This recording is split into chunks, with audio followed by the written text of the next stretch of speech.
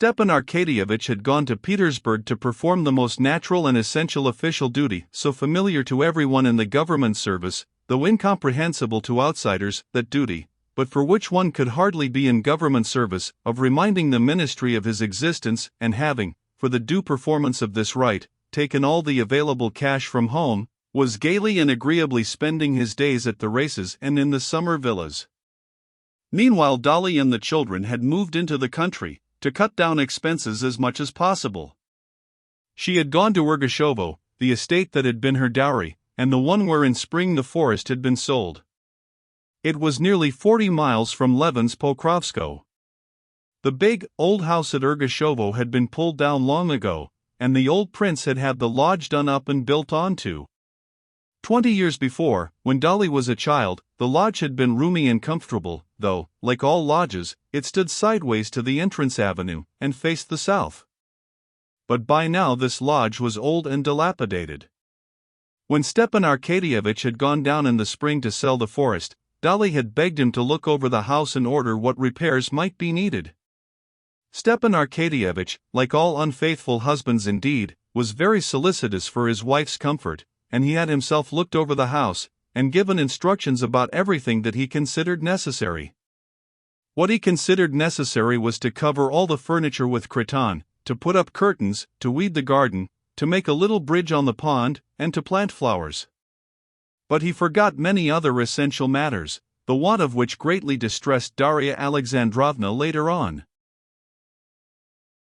In spite of Stepan Arkadyevitch's efforts to be an attentive father and husband, he never could keep in his mind that he had a wife and children. He had bachelor tastes, and it was in accordance with them that he shaped his life. On his return to Moscow he informed his wife with pride that everything was ready, that the house would be a little paradise, and that he advised her most certainly to go. His wife's staying away in the country was very agreeable to Stepan Arkadyevitch from every point of view. It did the children good, it decreased expenses, and it left him more at liberty. Darya Alexandrovna regarded staying in the country for the summer as essential for the children, especially for the little girl, who had not succeeded in regaining her strength after the scarlatina, and also as a means of escaping the petty humiliations, the little bills owing to the wood merchant, the fishmonger, the shoemaker, which made her miserable. Besides this, she was pleased to go away to the country because she was dreaming of getting her sister Kitty to stay with her there. Kitty was to be back from abroad in the middle of the summer, and bathing had been prescribed for her. Kitty wrote that no prospect was so alluring as to spend the summer with Dolly at Ergushovo, full of childish associations for both of them. The first days of her existence in the country were very hard for Dolly. She used to stay in the country as a child, and the impression she had retained of it was that the country was a refuge from all the unpleasantness of the town, that life there, though not luxurious, Dolly could easily make up her mind to that, was cheap and comfortable, that there was plenty of everything was cheap, everything could be got, and children were happy. But now coming to the country as the head of a family, she perceived that it was all utterly unlike what she had fancied. The day after their arrival there was a heavy fall of rain, and in the night the water came through in the corridor and in the nursery, so that the beds had to be carried into the drawing-room. There was no kitchen maid to be found. Of the 9 cows, it appeared from the words of the cowherd woman that some were about to calve, others had just calved, others were old, and others again hard-uddered. There was not butter nor milk enough even for the children. There were no eggs. They could get no fowls. Old, purplish, stringy cocks were all they had for roasting and boiling. Impossible to get women to scrub the floors, all were potato hoeing. Driving was out of the question, because one of the horses was restive, and bolted in the shafts. There was no place where they could bathe. The whole of the riverbank was trampled by the cattle and open to the road. Even walks were impossible, for the cattle strayed into the garden through a gap in the hedge, and there was one terrible bull, who bellowed, and therefore might be expected to gore somebody. There were no proper cupboards for their clothes. What cupboards there were either would not close at all, or burst open whenever anyone passed by them. There were no pots and pans, there was no copper in the wash-house, nor even an ironing board in the maid's room. Finding instead of peace and rest all these, from her point of view, fearful calamities, Darya Alexandrovna was at first in despair. She exerted herself to the utmost, felt the hopelessness of the position, and was every instant suppressing the tears that started into her eyes. The bailiff, a retired quartermaster, whom Stepan Arkadyevitch had taken a fancy to and had appointed bailiff on account of his handsome and respectful appearance as a hall porter, showed no sympathy for Darya Alexandrovna's woes. He said respectfully, "Nothing can be done, the peasants are such a wretched lot," and did nothing to help her. The position seemed hopeless. But in the Oblonsky's household, as in all families indeed, there was one inconspicuous but most valuable and useful person, Marya Philimonovna.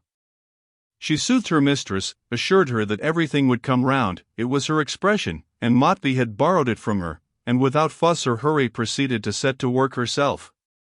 She had immediately made friends with the bailiff's wife, and on the very first day she drank tea with her and the bailiff under the acacias, and reviewed all the circumstances of the position. Very soon Marya Philimonovna had established her club, so to say, under the acacias, and there it was, in this club, consisting of the bailiff's wife, the village elder, and the counting-house clerk, that the difficulties of existence were gradually smoothed away, and in a week's time everything actually had come round. The roof was mended, a kitchen maid was found, a crony of the village elder's, hens were bought, the cows began giving milk, the garden hedge was stopped up with stakes, the carpenter made a mangle, hooks were put in the cupboards, and they ceased to burst open spontaneously, and an ironing board covered with army cloth was placed across from the arm of a chair to the chest of drawers, and there was a smell of flat irons in the maid's room. "Just see, now, and you were quite in despair," said Marya Philimonovna, pointing to the ironing board. They even rigged up a bathing shed of straw hurdles. Lily began to bathe, and Darya Alexandrovna began to realize, if only in part, her expectations, if not of a peaceful, at least of a comfortable, life in the country. Peaceful with 6 children Darya Alexandrovna could not be. One would fall ill, another might easily become so, a third would be without something necessary, a fourth would show symptoms of a bad disposition, and so on. Rare indeed were the brief periods of peace. But these cares and anxieties were for Darya Alexandrovna the sole happiness possible. Had it not been for them, she would have been left alone to brood over her husband who did not love her. And besides, hard though it was for the mother to bear the dread of illness, the illnesses themselves, and the grief of seeing signs of evil propensities in her children, the children themselves were even now repaying her in small joys for her sufferings.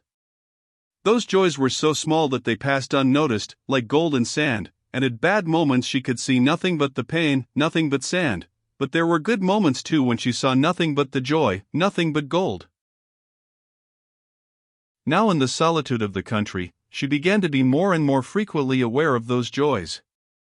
Often, looking at them, she would make every possible effort to persuade herself that she was mistaken, that she as a mother was partial to her children.